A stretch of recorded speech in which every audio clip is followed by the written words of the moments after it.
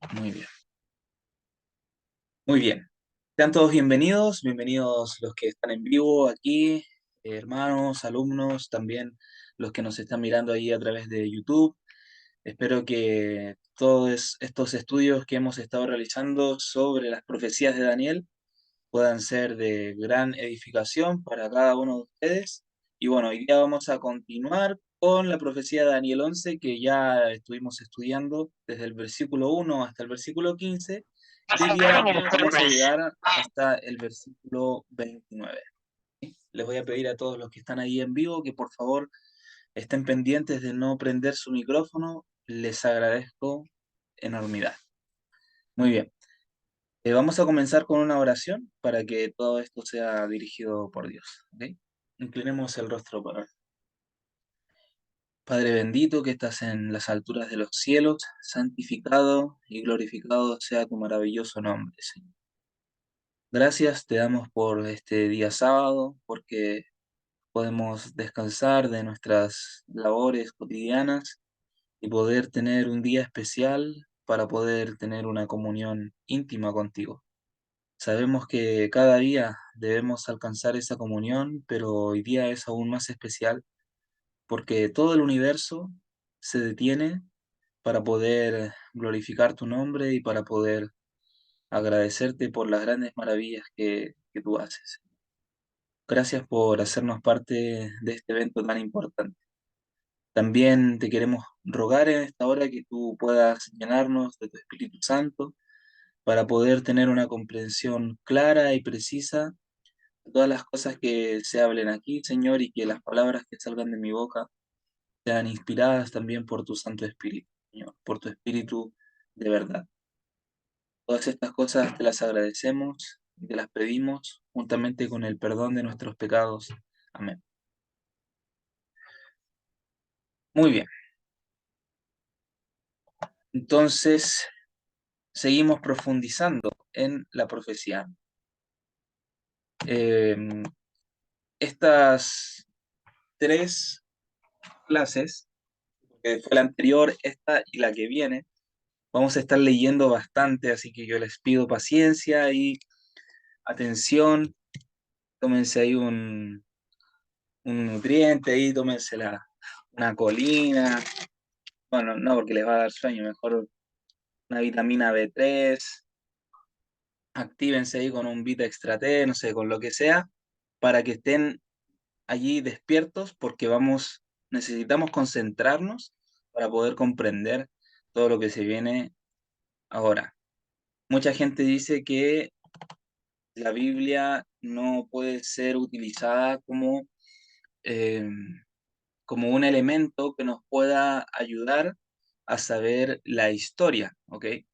No que la Biblia es simplemente un libro religioso que nos habla de cosas solamente espirituales, lo cual hasta cierto punto puede ser en parte verdad, pero no es así del todo, porque aquí nosotros encontramos cosas tan precisas que han ocurrido en la historia y que no es una recopilación ni una compilación histórica, sino que eran profecías que se anunciaron antes de que sucedieran y acontecieron de una manera pero tan precisa que es increíble. Por eso quiero que todos estén pendientes. Antes de pasar a lo que es la profecía, quiero compartir una cita de Ellen White sobre uno de los pioneros de la fe, de la fe adventista, que es Urias Smith. Y vamos a ver lo que nos dice Ellen White o qué opinaba ella de Urias Smith y de sus trabajos como, como intérprete, ¿sí? Como una persona bastante sabia o como teólogo, ¿verdad? Nos dice lo siguiente: podemos contar fácilmente a los que llevaron la carga al comienzo y que aún permanecen con vida, porque quedaban pocos, ¿verdad? El pastor Urias Smith se relacionó con nosotros al comienzo de nuestras actividades editoriales. Trabajó con mi esposo. Espero ver siempre su nombre en la Review and Herald. Esa era una revista que muy famosa en aquella época, en donde ellos todas las semanas iban presentando diferentes temas, ¿verdad? Y Urias Smith era uno de los redactores, ¿sí? Ella decía, espero ver siempre su nombre, el nombre de Urias Smith, en la revista Review and Herald, a la cabeza de la lista de los redactores, porque así es como debería ser. Los que comenzaron la obra, los que lucharon valientemente en el calor de la batalla, no deben perder su posición ahora. Deben ser honrados por los que entraron en la obra después que otros ya habían soportado las privaciones más duras. Siento mucha simpatía por el pastor Smith. Mi interés en la obra de las publicaciones está unido con el suyo. La obra de las publicaciones es la obra de los libros, ¿verdad? De escribir libros, revistas que contengan información importante sobre las verdades que se han ido desarrollando a lo largo de las distintas épocas. Vino a nosotros como un hombre joven, con talentos que lo capacitaban para ocupar el cargo de redactor. Cuánto gozo experimenté al leer sus artículos en la review, tan excelentes, tan llenos de verdades espirituales. Doy gracias a Dios por ellos. Siento mucha simpatía por el pastor Smith. Creo que su nombre debería aparecer siempre en la review como el redactor principal. Dios quiere que así sea. Me sentí herida hace algunos años, cuando su nombre fue colocado en segundo lugar. Cuando volvió a ser puesto en primer lugar, lloré y dije, gracias sean dadas a Dios. Que siempre permanezca allí, como Dios lo desea, mientras el pastor Smith pueda sostener una pluma en la mano. Y cuando sus fuerzas flaqueen, que sus hijos escriban lo que él les dicte. Por lo tanto, vemos cómo Ellen White, profeta de Dios, respalda lo que Urias Smith escribía, por lo menos en su gran mayoría de artículos. Vamos a ver cómo también hay un artículo específico o una parte específica que Ellen White y Jaime White no estaban de acuerdo con lo que Urias Smith empezó como a ya sacar sus propias conclusiones sobre un texto en específico, pero todo lo demás es de una gran solidez teológica. ¿Por qué lo puse? Porque hemos estado estudiando el libro de Urias Smith. Es importante para nosotros entender que, bueno, que él tiene el respaldo también de Ellen White. Podemos también confiar en lo que dice y también tampoco confiar al 100%, sino también nosotros poder corroborar todo lo que dice aquí, porque bueno, básicamente todo lo que se habla en Daniel 11 se puede corroborar fácilmente con la historia. Podemos tomar un libro de historia o diferentes historiadores y empezar a estudiar todo esto y vamos a darnos cuenta de que sí concuerda lo que nos está diciendo el autor.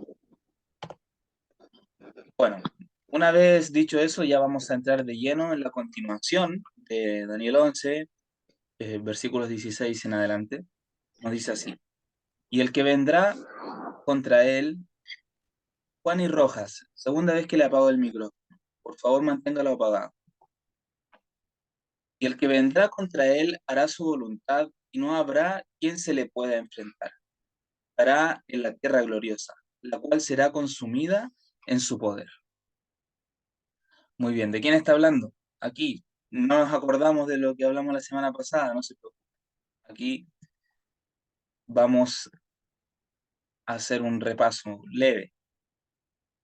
Eh, Aunque Egipto no había podido subsistir delante de Antíoco Magno, rey del norte, Antíoco Asiático no pudo subsistir delante de los romanos que vinieron contra él. Muy bien, entonces tenemos a Antíoco Magno, que era el rey del norte, ¿verdad? Y Egipto, en ese momento, estaba siendo el rey del sur, no pudo subsistir ante el rey del norte. Pero Antíoco Asiático no pudo subsistir delante de los romanos que vinieron contra él. No había reinos que pudiesen resistir a la potencia naciente. A partir del versículo 14 ya nos empieza a mostrar el crecimiento de Roma, ¿ok? En la historia. Entonces aquí por eso habla del imperio, bueno, del ejército romano en realidad. Siria fue conquistada y añadida al imperio romano cuando Pompeyo, en el 65 antes de Cristo, privó a Antíoco Asiático de sus posesiones y redujo a Siria a la condición de provincia romana. Y allí es cuando ya se empieza a expandir el imperio romano, ¿verdad? La misma potencia se había de destacar también en la Tierra Santa y consumirla. ¿Cuál es la Tierra Santa? Lo vamos a ver un poco más adelante. Los romanos se relacionaron con el pueblo de Dios, los judíos, por alianza en el 161 antes de Jesucristo. Desde entonces Roma ocupó un lugar eminente en el calendario profético, pero no adquirió, sin embargo, jurisdicción sobre Judea por conquista efectiva hasta el año 63 antes de Jesucristo. Por lo tanto, aquí en este año, en el año 63, es cuando se conquista ya por fuerza a Judea. Y vamos a ver de qué manera.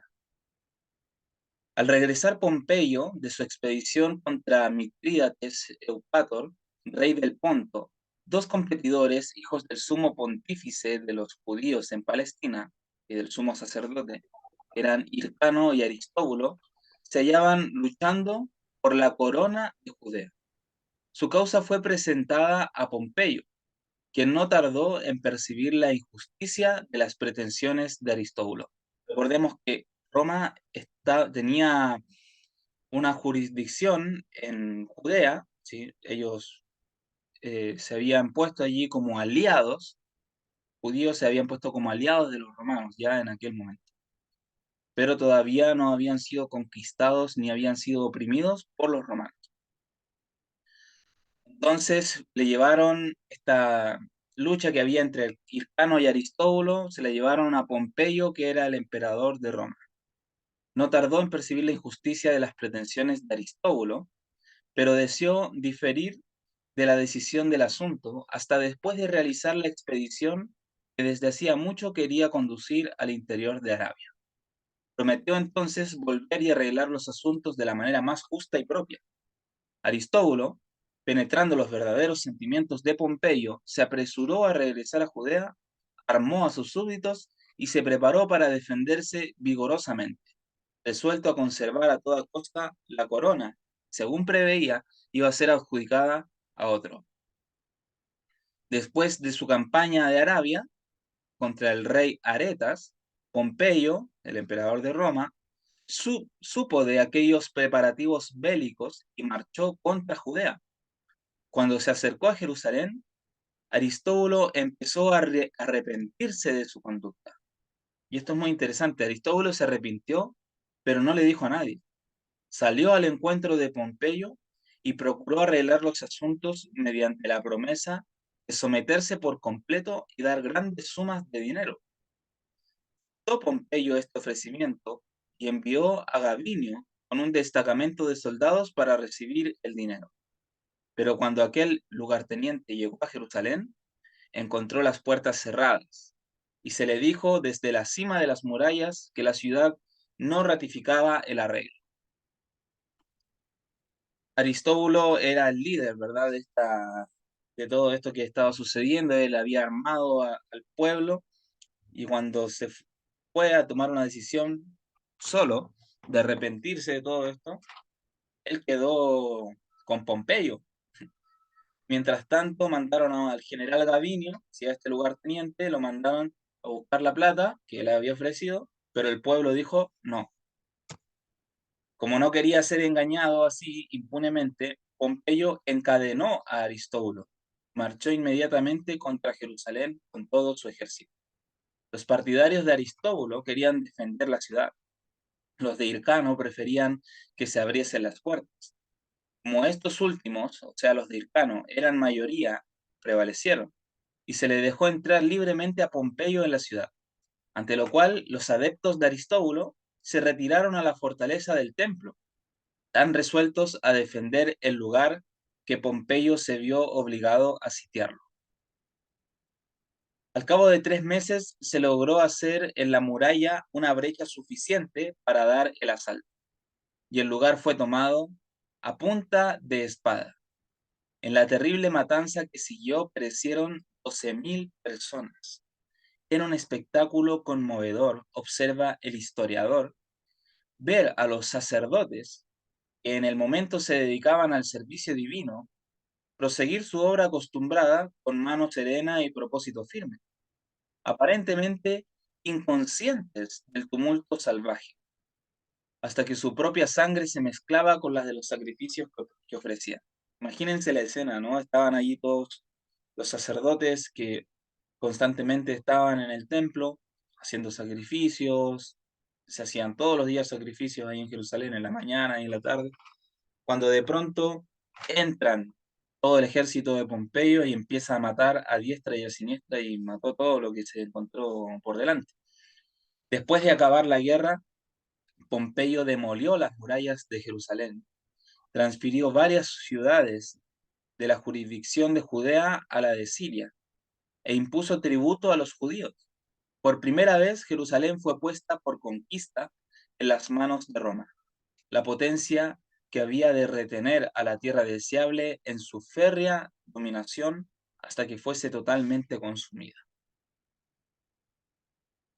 Entonces la tierra santa es Jerusalén. Siempre que Daniel hable de la tierra santa, la tierra deseable, se habla de Jerusalén. Y esto va a ser muy importante, sobre todo cuando analicemos los versículos finales de Daniel 11. Versículo 17. Afirmará luego su rostro para venir con el poder de todo su reino, y hará con aquel convenios, y le dará una hija de mujeres para destruirle, pero no permanecerá ni tendrá éxito. Y hago el paréntesis, a partir de ahora el rey del norte pasa a ser Roma, ¿ok?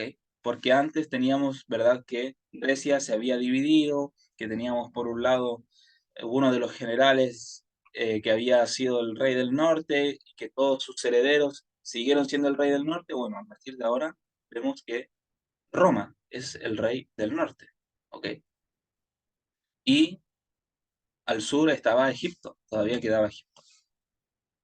Bueno, el historiador Thomas Newton nos proporciona otra traducción de este versículo, que parece expresar más claramente el sentido. Asentará también, perdón, es un teólogo, asentará también su rostro para entrar por la fuerza en todo el reino.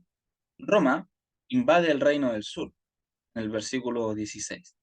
Esto nos llevó hasta la conquista de Siria y Judea por los romanos. Roma había conquistado anteriormente Macedonia y Tracia. Egipto era ya lo único que quedaba de todo el reino de Alejandro Magno que no hubiese sido reducido a sujeción del poder romano. Roma se decidió entonces a entrar por la fuerza en la tierra de Egipto.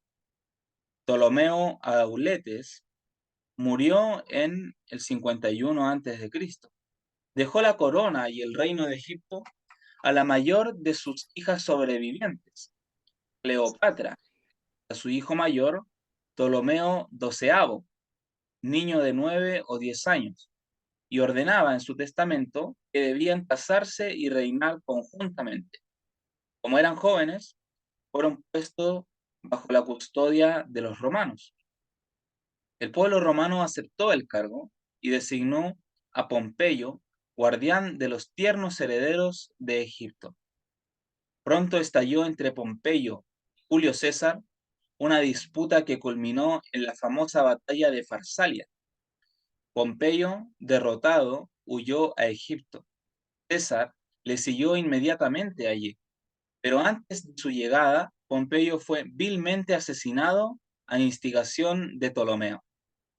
César asumió entonces la custodia de Ptolomeo y Cleopatra. Halló a Egipto conmovido por disturbios internos, pues Ptolomeo y Cleopatra se habían vuelto hostiles el uno hacia el otro, puesto que ella había quedado privada de su participación en el gobierno. Interesante, ¿no? Aparece Cleopatra en la historia. Como las dificultades aumentaban diariamente, César, que es Julio César, encontró insuficiente su pequeña fuerza para mantener su posición. y no pudiendo abandonar Egipto, porque el viento norte prevalecía durante la estación, mandó venir de Asia todas las tropas que tenía en aquella región. Julio César decretó que Ptolomeo y Cleopatra licenciasen sus ejércitos, compareciesen delante de él para arreglar sus diferencias y acatasen su decisión. Puesto que Egipto era un reino independiente, este decreto fue considerado como una afrenta o una vergüenza a la dignidad real, como un insulto, ¿verdad?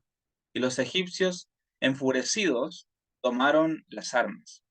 César contestó que obraba autorizado por el testamento del padre de los príncipes, Ptolomeo Auletes, quien había confiado a sus hijos a la custodia del Senado y el pueblo de Roma.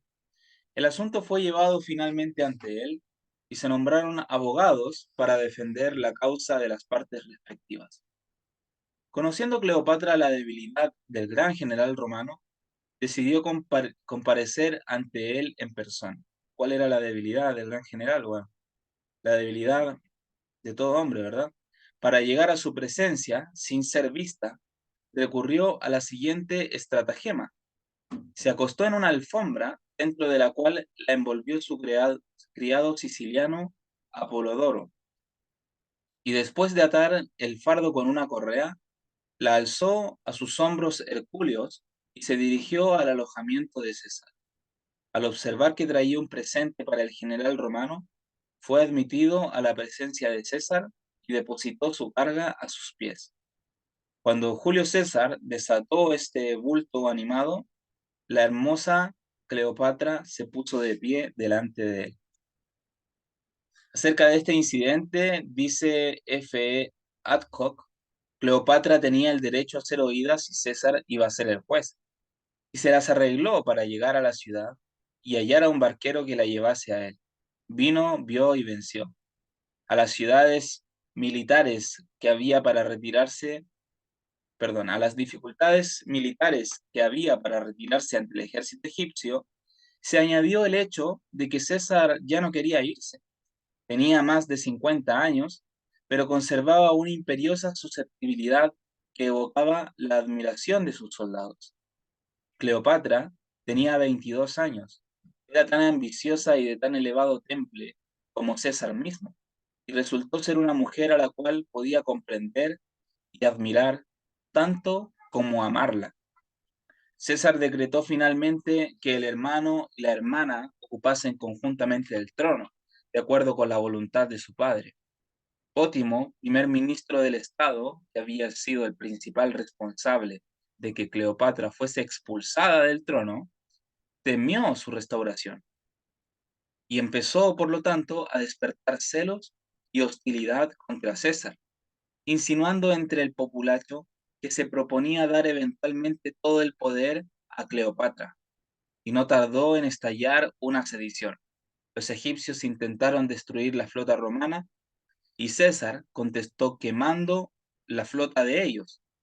Como algunos de los barcos incendiados fueron empujados contra el muelle, se incendiaron varios edificios de la ciudad y quedó destruida la famosa biblioteca de Alejandría, que contenía casi 400.000 tomos. Antípater, el idumeo, se le unió con 3.000 judíos. Estos, que ocupaban los pasos fronterizos que daban entrada a Egipto, dejaron pasar al ejército romano sin interceptarlo. La llegada de este ejército de judíos bajo Antípater ayudó a decidir la contienda. Bueno, aquí es muy interesante, ¿verdad? Esta parte, porque, bueno, Cleopatra, luego de haber enamorado a Julio César, em, obtiene lo que ella quería, que era también tener parte en el reino de Egipto y poder reinar en el trono junto con su hermano Ptolomeo. Luego tenemos a este otro personaje, Pótimo, que era el primer ministro, que había en un momento abogado para que Cleopatra fuese expulsada del trono, y él, como tenía ese miedo de que lo fueran a matar, ya que Cleopatra estaba en el poder nuevamente, entonces empezó a esparcir rumores en el pueblo diciendo que César quería darle todo el reino a Cleopatra.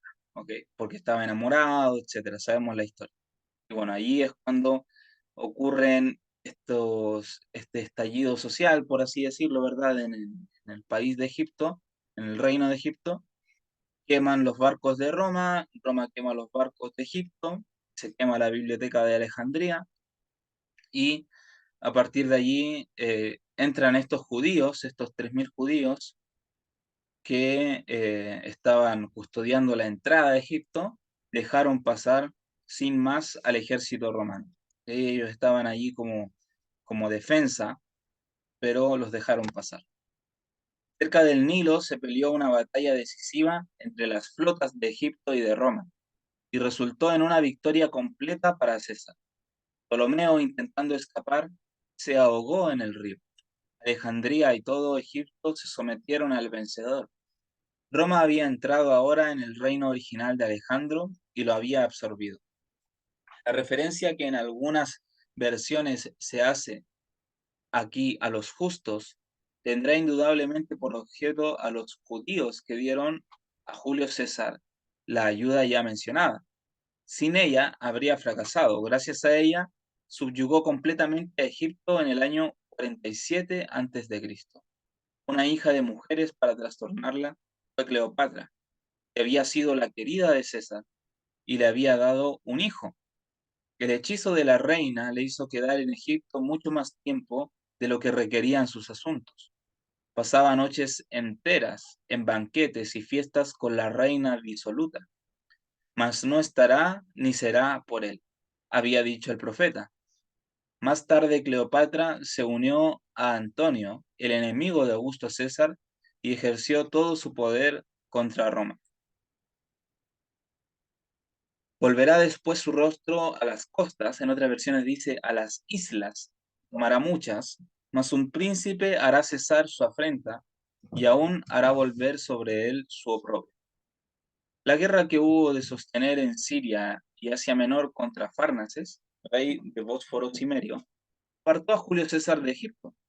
Al llegar donde estaban los enemigos, dice Pridiaux, sin darles descanso a ellos ni a sí mismo, cayó inmediatamente sobre ellos y obtuvo una victoria absoluta, de la que dio cuenta escribiendo a un amigo suyo estas 3 palabras: Veni, vidi, vici, vine, vi, vencí.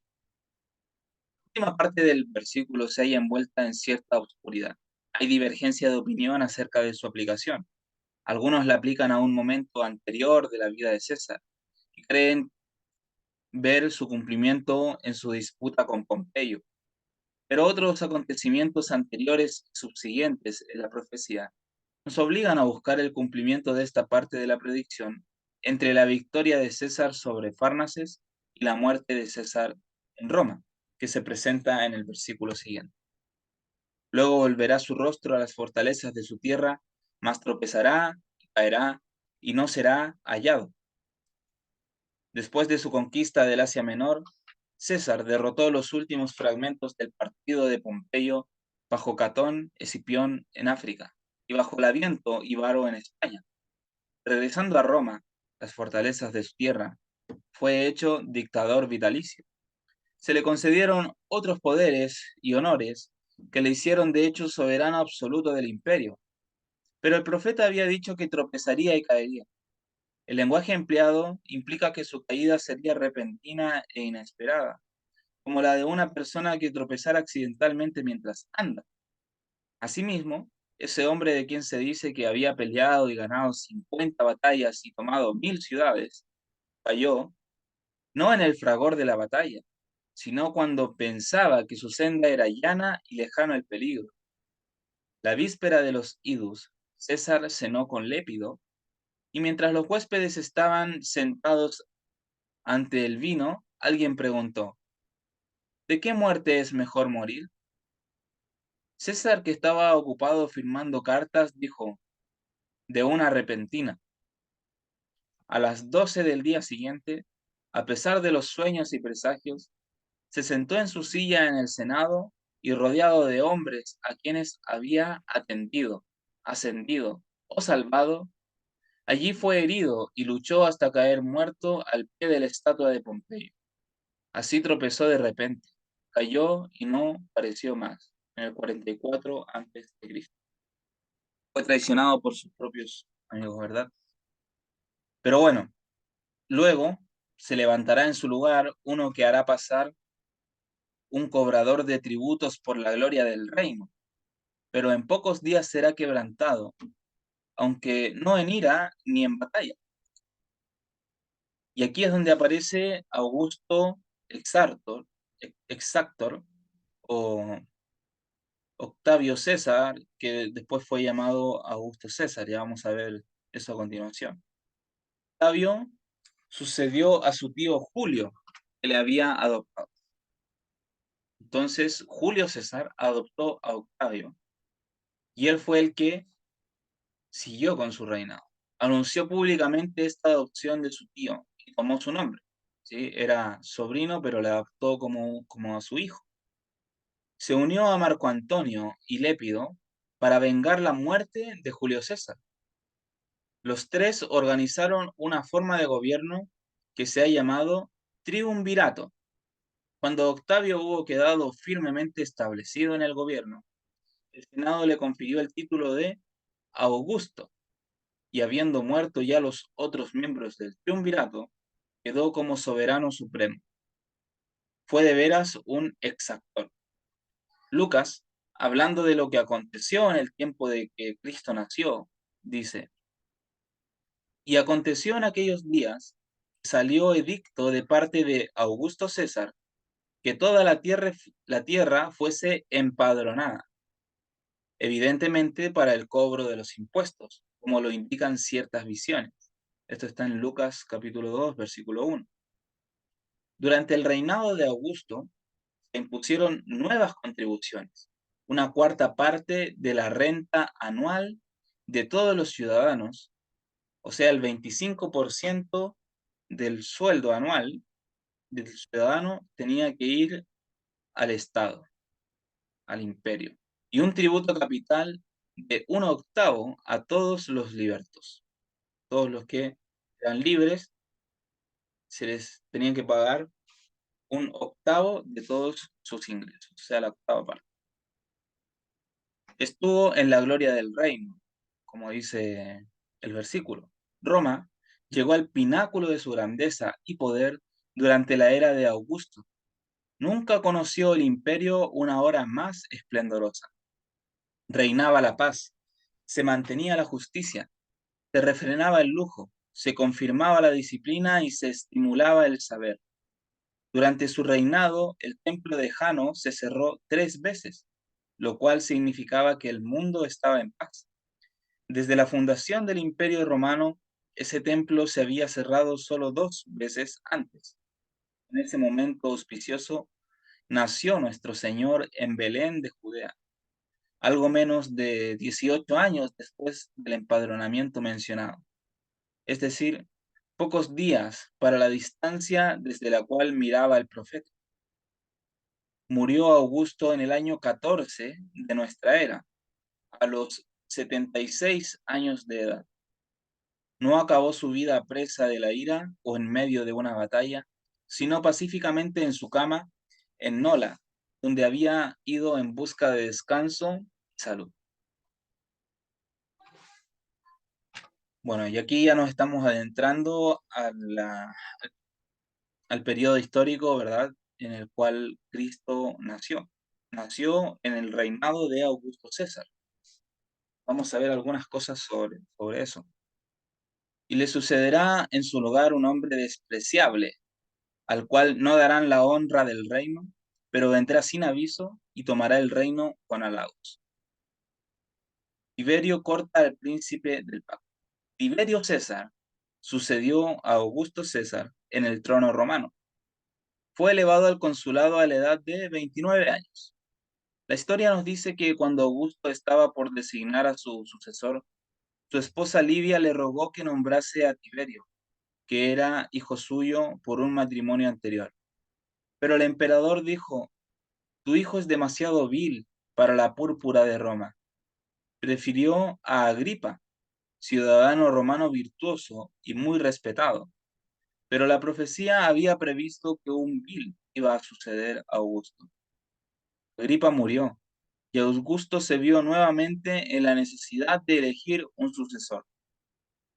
Livia renovó sus intenciones en favor de Tiberio, y Augusto, debilitado por la edad y la enfermedad, se dejó halagar y consintió finalmente en nombrar a aquel joven vil como su colega y sucesor.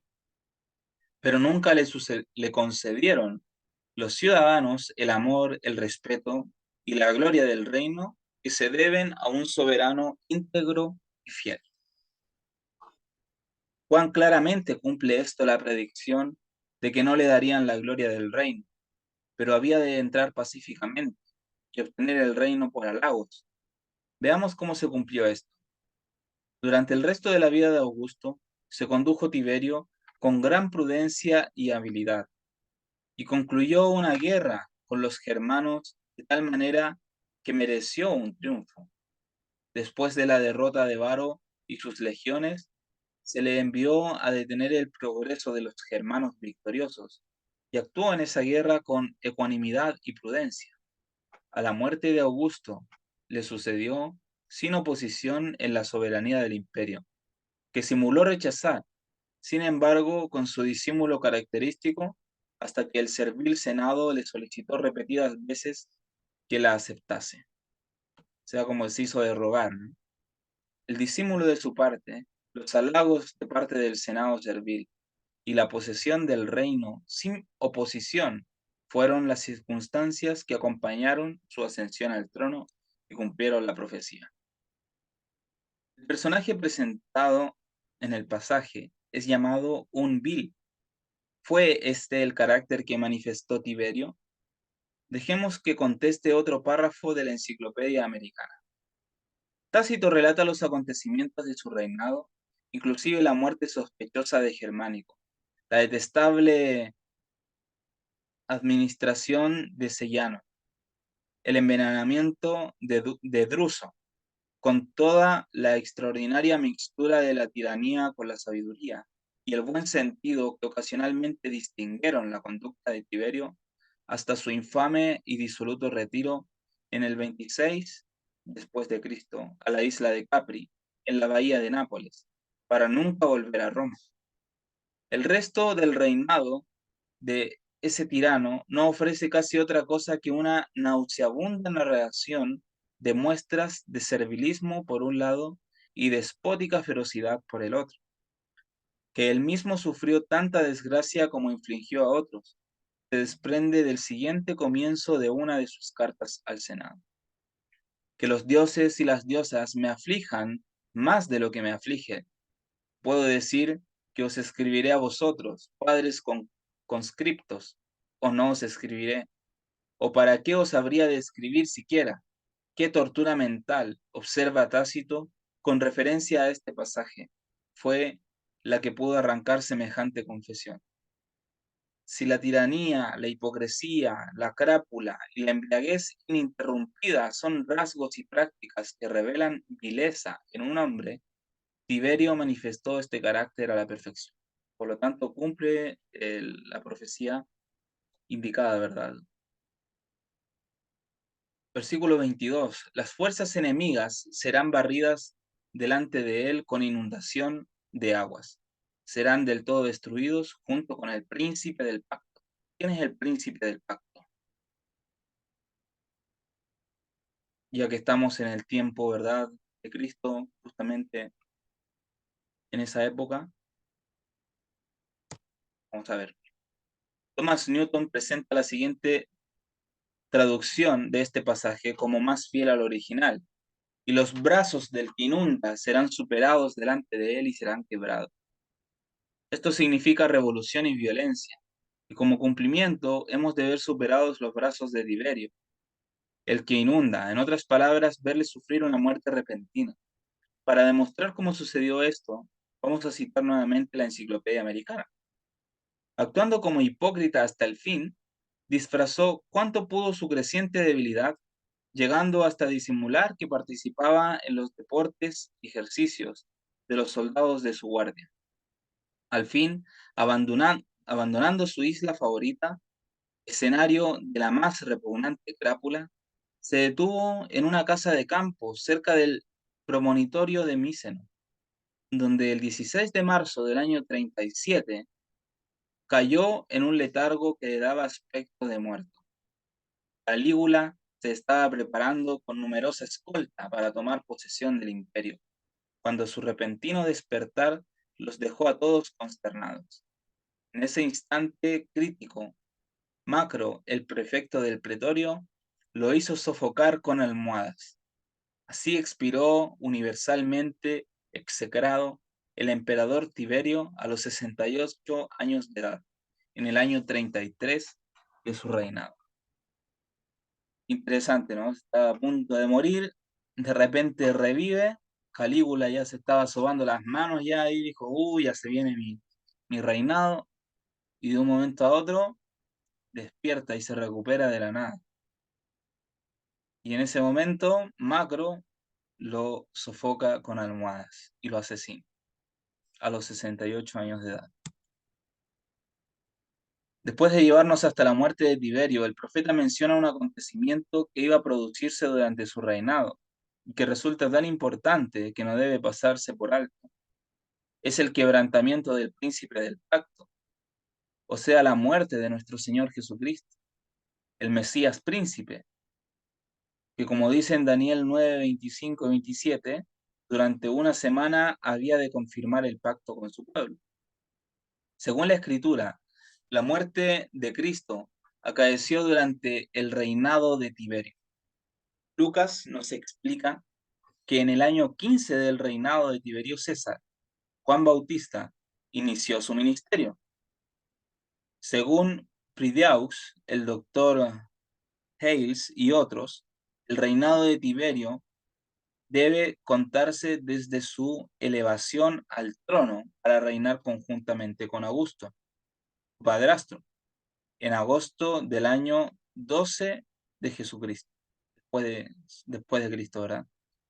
Su 15º año se extendería, por lo tanto, desde agosto del 26 a agosto del 27. Cristo tenía seis,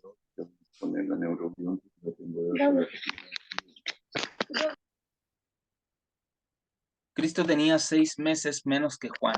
Se cree que inició su ministerio 6 meses más tarde, puesto que ambos, de acuerdo con la ley del sacerdocio, empezaron su obra cuando tenían 30 años.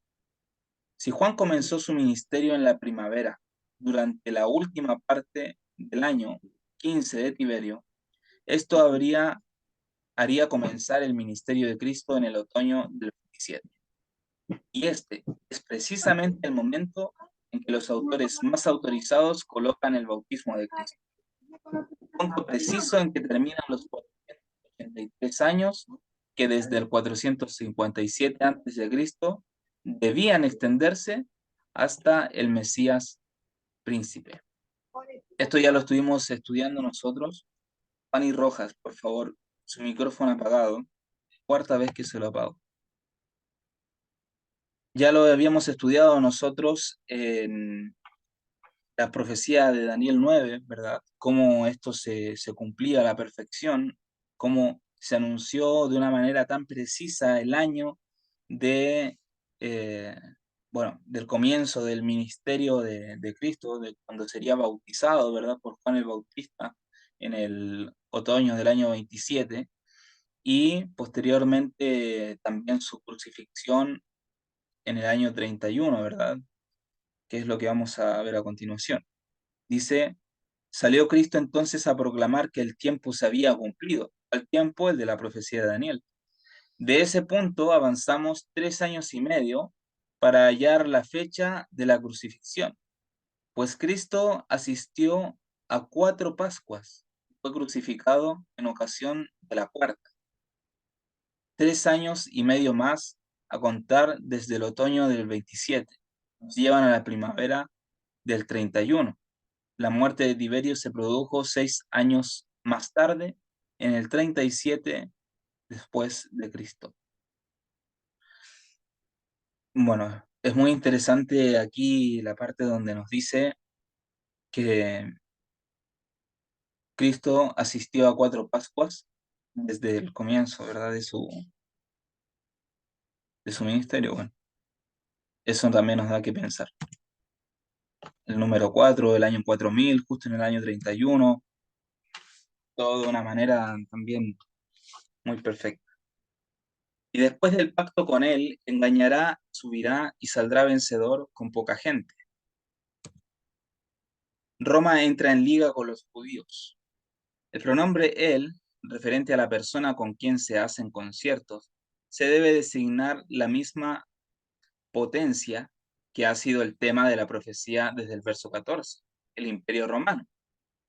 Que tal sea el caso, ha quedado demostrado en el cumplimiento que dieron a la profecía 3 personajes que gobernaron sucesivamente el imperio, los que ya hemos estudiado: Julio César, Augusto César y Tiberio César.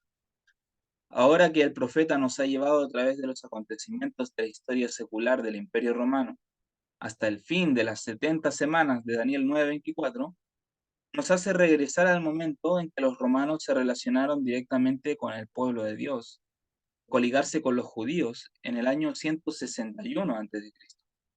Desde ese punto, nos hace recorrer una serie sucesiva de acontecimientos hasta el triunfo final de la Iglesia y el establecimiento del reino eterno de Dios. Hallándose gravosamente oprimidos por los reyes sirios, los judíos enviaron una embajada a Roma para solicitar la ayuda de los romanos y unirse con ellos en una liga de amistad y confederación con ellos.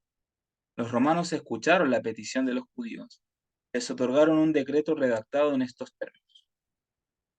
El decreto del Senado acerca de una liga de ayuda y amistad con la nación de los judíos: no será lícito para cualquiera que esté sujeto a los romanos hacer guerra a la nación de los judíos, ni ayudar a los que la hagan, sea mandándoles grano, barcos o dinero, y si se dirigiese algún ataque contra los judíos, los romanos les ayudarán en lo que puedan. También si los romanos son atacados, los judíos les ayudarán. Y si los judíos se proponen añadir o quitar algo de ese pacto de ayuda, ello se hará con el consentimiento común de los romanos. Cualquier adición hecha así tendrá fuerza. Este decreto fue escrito por Eupolemo, hijo de Juan, y por Jason, hijo de Eleazar, cuando Judas era sumo sacerdote de la nación, y Simón, su hermano, general del ejército. Esta fue la primera liga que los romanos hicieron con los judíos y se administró de esta manera. En aquel tiempo los romanos eran un pueblo pequeño, pero empezaban a obrar con engaño o astucia, como lo indicaba la palabra, y desde ese tiempo se fueron elevando constante y rápidamente hasta llegar al apogeo del poder. Y estando la provincia en paz y abundancia, entrará y hará lo que no hicieron sus padres, ni los padres de sus padres: botín, despojos, riquezas, repartirá a sus soldados, y contra las fortalezas formará sus designios, y esto por un tiempo. Antes de Roma, las naciones entraban en provincias valiosas y ricos territorios en son de guerra y conquista. Roma iba a hacer ahora lo que no había sido hecho por los padres ni los padres de los padres, a saber, obtener las adquisiciones por medios pacíficos. Se inauguró entonces la costumbre de que los reyes legasen sus reinos a los romanos. Roma entró así en posesión de grandes provincias. Los que pasaban así a depender de Roma obtenían no pocas ventajas. Eran tratados con bondad e indulgencia. Era como si la presa y el despojo fuesen distribuidos entre ellos. Quedaban protegidos de sus enemigos y descansaban en paz y seguridad bajo la égida del poder romano. A la última parte de este versículo atribuye Thomas Newton el significado de formar designios desde las fortalezas en vez de contra ellas. Todo esto lo hicieron los romanos desde la poderosa fortaleza de su ciudad, asentada sobre 7 colinas. Y esto, por tiempo, se refiere sin duda a un tiempo profético, 360 años. ¿Desde qué punto deben arrancar esos años? Probablemente del acontecimiento presentado en el versículo siguiente. Y despertará sus fuerzas y su ardor contra el rey del sur con gran ejército, Y el rey del sur se empeñará en la guerra con grande y muy fuerte ejército, mas no prevalecerá porque le harán traición. Roma contiende con el rey del sur. Los versículos 23 y 24 nos llevan desde la liga hecha entre los judíos y los romanos en el 161 a.C., hasta el tiempo en que Roma hubo adquirido el dominio universal. El versículo que consideramos ahora nos presenta una vigorosa campaña contra el rey del sur, Egipto, y una gran batalla entre poderosos ejércitos. ¿Sucedieron acontecimientos tales en la historia de Roma más o menos en ese tiempo? Por cierto que sí. Hubo una guerra entre Egipto y Roma, y la batalla fue la de Accio. Consideremos brevemente las circunstancias que condujeron a este conflicto. Marco Antonio, Augusto César y Lépido constituyeron un triunvirato que juró vengar la muerte de Julio César. Antonio llegó a ser cuñado de Augusto al casarse con su hermana Octavia. Fue enviado a Egipto por asuntos del gobierno, pero cayó víctima de los encantos de Cleopatra, la reina disoluta. Tan avasalladora fue la pasión que por ella concibió, que abrazó finalmente los intereses egipcios. Repudió a su esposa Octavia para agradar a Cleopatra y concedió a esta una provincia tras otra. Celebró triunfos en Alejandría en vez de hacerlo en Roma y cometió otras tales afrentas contra el pueblo romano, que Augusto no tuvo dificultad en inducir a ese pueblo a emprender una vigorosa guerra contra Egipto. La guerra se dirigía ostensiblemente contra Egipto y Cleopatra, pero en realidad iba contra Antonio, que estaba ahora a la cabeza de los asuntos egipcios. La verdadera causa de su controversia, dice Prideaux, era que ninguno de los dos podía conformarse con una sola mitad del imperio romano. Lépido había sido depuesto del triunvirato y los dos se repartirían el gobierno del imperio. Como cada uno estaba resuelto a poseerlo todo, echaron los dados de la guerra para obtener esa posesión. Y así fue como aconteció esta guerra, ¿verdad?, entre Egipto y Roma. Antonio, el que había sido an- anteriormente romano, ¿verdad?, y que se juntó ahí con Cleopatra, reunió su flota en Samos, 500 barcos de tamaño y estructura extraordinarios que tenían varios puentes uno sobre otro con torres a proa y a popa. Ofrecían un despliegue imponente y formidable. Esos barcos llevaban unos 125.000 soldados. Los reyes de Libia, Cilicia, Capadocia, Paflagonia, Comagena y Tracia se hallaban allí en persona. Los de Ponto, Judea, Licaonia, Galacia y Media habían enviado sus tropas. Rara vez vio el mundo un espectáculo militar más espléndido que esta flota de barcos de guerra, cuando desplegó sus velas y se hizo a la mar. Los superaba a todos en magnificencia la galera de Cleopatra, que flotaba como un palacio de oro bajo una nube de velas púrpuras. Pabellones y banderines ondaban al viento y las trompetas y otros instrumentos de música bélica hacían resonar los cielos con notas de alegría y triunfo. Antonio la seguía de cerca en una galera de magnificencia casi igual. Augusto, por su lado, puso de manifiesto menos pompa, pero más utilidad. El número de sus barcos era apenas la mitad del de Antonio y tenía solo 80.000 infantes, pero eran todos hombres escogidos, y a bordo de su flota no había sino marineros expertos, mientras que Antonio, no habiendo hallado suficientes marineros, se veía obligado a hacer tripular sus barcos por artesanos de todas clases, hombres inexpertos y más capaces de ocasionar molestias que prestar verdadero servicio durante una batalla. Como se había consumido gran parte de la estación en estos preparativos, Augusto ordenó a sus barcos que se reuniesen en Brindisi y Antonio juntó a los suyos en Corcira hasta el año siguiente. En la primavera, ambos ejércitos se pusieron en movimiento por tierra y por mar. Las flotas entraron por fin en el Golfo de Ambracia en el Epiro,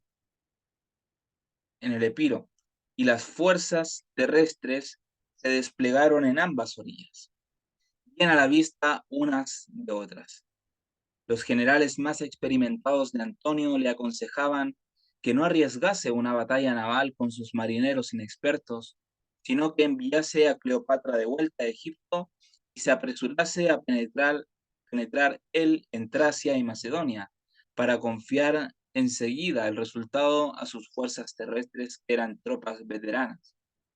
Pero como si fuese una ilustración del viejo adagio, quem Deus perdere vult, prius dementat, aquel a quien Dios quiere destruir primero lo enloquece, dejó prevalecer su infatuación por Cleopatra, y solo a ella quiso agradar cuando, confiada en las apariencias, consideró su flota invencible y le aconsejó que entrase en acción inmediatamente. La batalla se riñó el 2 de septiembre del año 31 a.C., en la boca del Golfo de Ambracia, cerca de la ciudad de Accio.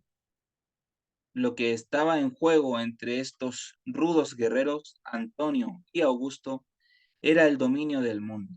La contienda, que se mantuvo dudosa largo rato, quedó finalmente decidida por la conducta de Cleopatra. Asustada por el fragor de la batalla, se dio a la fuga cuando no había peligro y arrastró tras sí la escuadra egipcia, que contaba con 60 barcos. Antonio, al ver este movimiento y olvidándose de todo lo que no fuera su ciega pasión por ella, la siguió precipitadamente y entregó a Augusto una victoria que podría haber ganado él mismo si sus fuerzas egipcias le hubiesen sido leales, o él mismo hubiese sido leal a su propia virilidad. Esta batalla marca sin duda el comienzo del tiempo mencionado en el verso 24.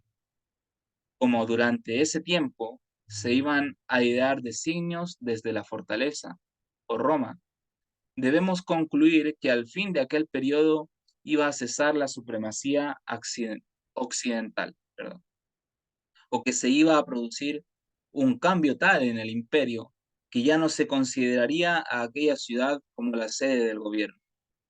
Desde el año 31 a.C., un tiempo profético, o 360 años, nos habría de llevar al año 330 de nuestra era.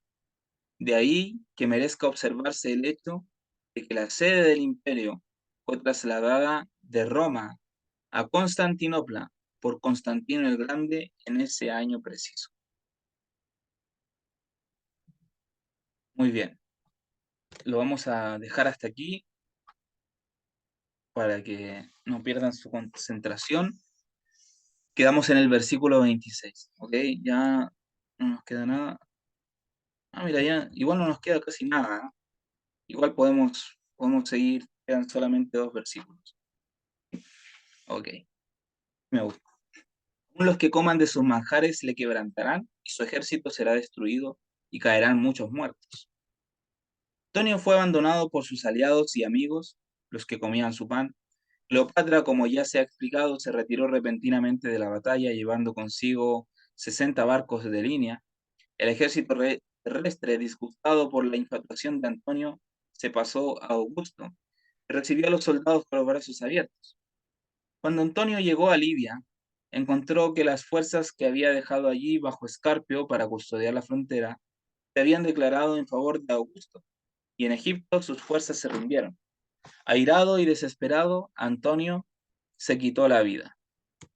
Bueno, allí fue el fin de Antonio. El corazón de esos dos reyes será para hacer mal, y en una misma mesa hablarán mentira, mas no servirá de nada, porque el plazo aún no habrá llegado. Anteriormente, Antonio y Augusto habían estado aliados.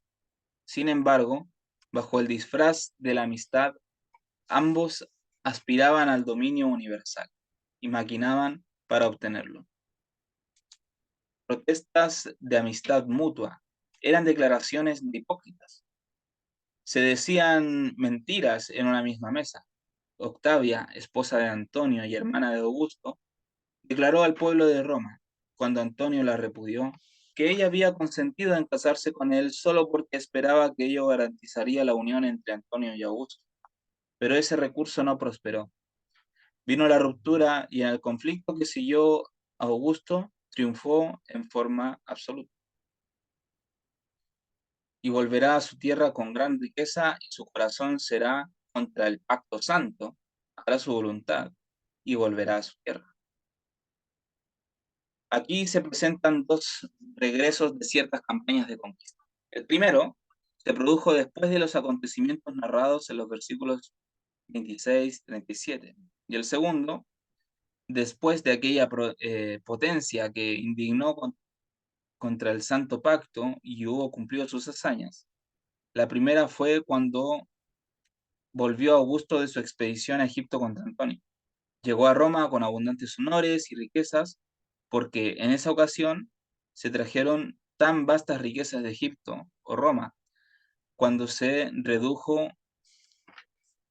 aquel país y de allí se volvió Octaviano, que es Augusto, con su ejército. El valor del dinero bajó a la mitad y los precios de las provisiones y todas las mercaderías vendibles se duplicó. Augusto celebró sus victorias con un triunfo de 3 días, triunfo que habría sido agraciado por Cleopatra misma entre los cautivos reales si ella no se hubiese hecho picar artera y fatalmente por un asp.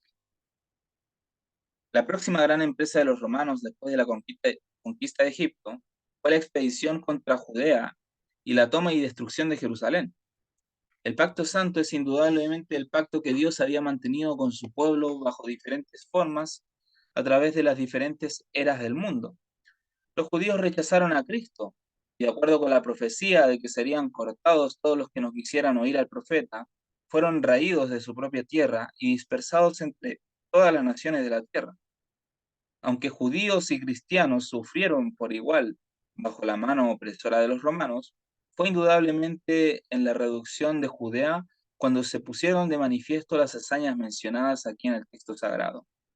Bajo Vespasiano, los romanos invadieron Judea y tomaron las ciudades de Galilea, Corazín, Betsaida y Capernaum, donde Cristo fue rechazado. Destruyeron los habitantes y no dejaron otra cosa que ruinas y desolación. Tito sitió a Jerusalén y abrió una trinchera en derredor. Según lo predicho por nuestro Salvador, se produjo una terrible hambre. Moisés había predicho que espantosas calamidades vendrían sobre los judíos si se apartaban de Dios. Había sido profetizado que aún las mujeres tiernas y delicadas comerían a sus propios hijos en la apertura del sitio. Deuteronomio 28, del 52 al 55. Durante el sitio de Jerusalén por Tito, se vio cumplida literalmente esta predicción. Al oír el informe de estos actos inhumanos, pero olvidando que él era quien reducía al pueblo a tales extremos, juró Tito que extirparía para siempre la ciudad maldita y su pueblo. Jerusalén cayó en el año 70 de nuestra era. Honra al comandante romano el hecho de que había resuelto salvar el templo, pero el Señor había dicho, no sea dejada aquí piedra sobre piedra que no sea destruida. Un soldado romano, tomando una tea encendida y trepándose sobre los hombros de sus camaradas, la arrojó por una ventana al interior de la hermosa estructura. Esta no tardó en incendiarse y los frenéticos esfuerzos de los judíos por apagar las llamas, a pesar de ser secundados por Tito mismo, fueron todos en vano.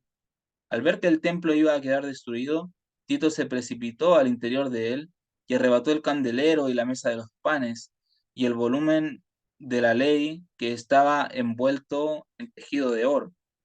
El candelero se depositó más tarde en el Templo de la Paz de Vespasiano y lo reprodujeron en el Arco del Triunfo de Tito, donde se puede ver todavía su imagen mutilada. El sitio de Jerusalén duró 5 meses. En él perecieron 1.100.000 judíos y 97.000 fueron tomados prisioneros. La ciudad estaba tan asombrosamente fortificada que cuando Tito examinó sus ruinas, exclamó, hemos peleado con la ayuda de Dios.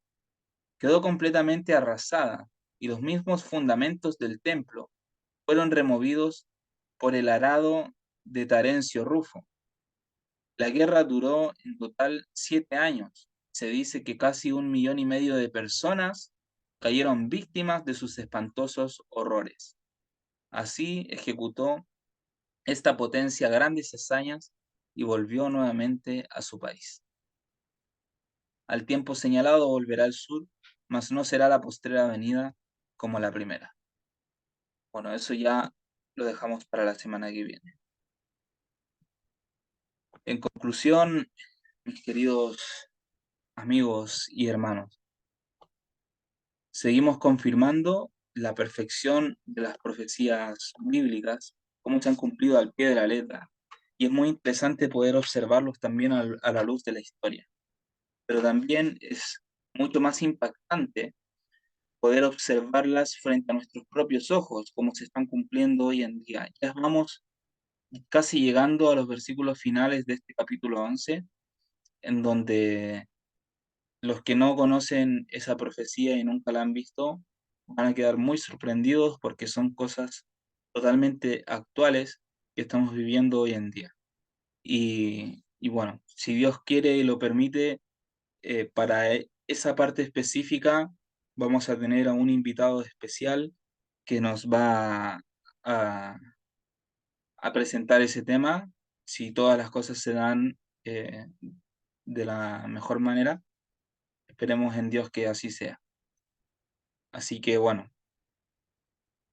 vimos hoy día el surgimiento de Roma, vimos cómo estuvieron los diferentes emperadores romanos, Julio César, Augusto César, Tiberio César, implicados en el nacimiento y el surgimiento de este imperio. Vimos también la implicancia que tuvo Cleopatra también en todo esto, ¿verdad? Una mujer muy importante, el de la historia universal, de la historia de Egipto, sobre todo.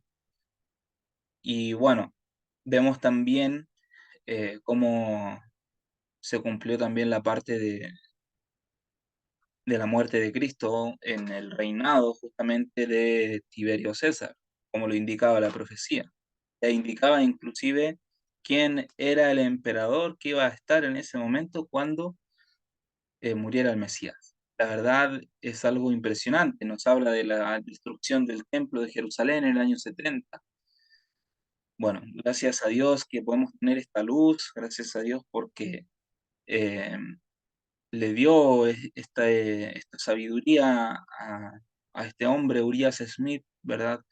Pastor Urias Smith en su momento, para poder escribir esto, plasmarlo en papel y que hoy día lo podamos tener a nuestra disposición.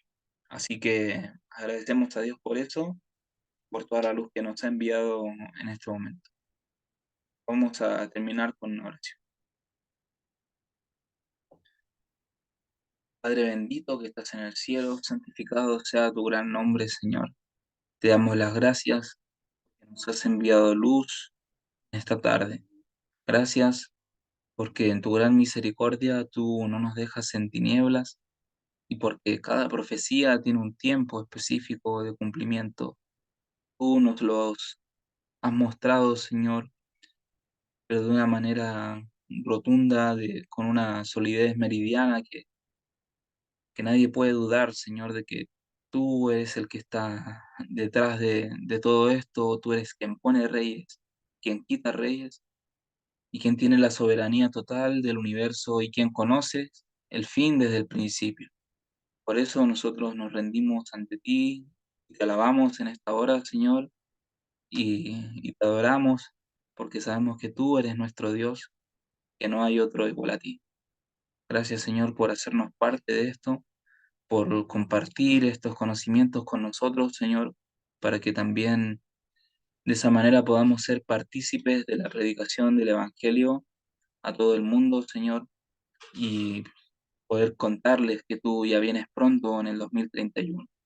Gracias, Señor, te damos por todo y te pedimos que tú te quedes con nosotros durante el resto de este día, Señor. Todo esto lo agradecemos y lo pedimos, no confiando en nuestros méritos ni en nuestra justicia, sino en los méritos y en la justicia de Cristo Jesús, nuestro único Salvador.